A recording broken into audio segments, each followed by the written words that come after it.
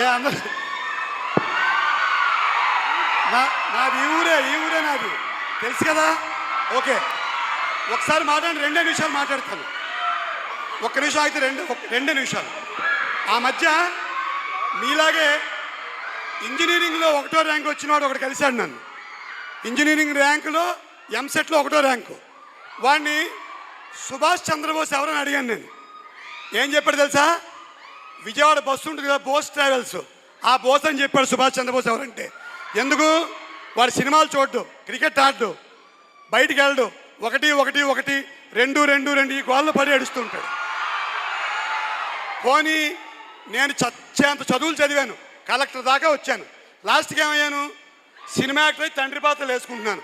జీవితం ఎటైనా తీసుకెళ్ళచ్చు కాబట్టి చక్కగా చదువుకోండి, చక్కగా సినిమాలు చూడండి, హాయిగా ఆనందిస్తూ కాంప్రహెన్సివ్గా డెవలప్ అవ్వండి. మహేంద్రగిరి వారాహి అవసరమైతే మీ అవంతి శ్రీనివాస్ గారికి నేను చెప్తాను ఈ సినిమాకి మిమ్మల్ని పంపించమని. మహేంద్రగిరి వారాహి సుమంత్ గారు, సంతోష్ జాగర్ల పుట్టిన నుంచి అద్భుతమైన సినిమా, ఖచ్చితంగా చూడండి. మళ్ళీ సక్సెస్ మీట్కి ఇక్కడే వస్తాను.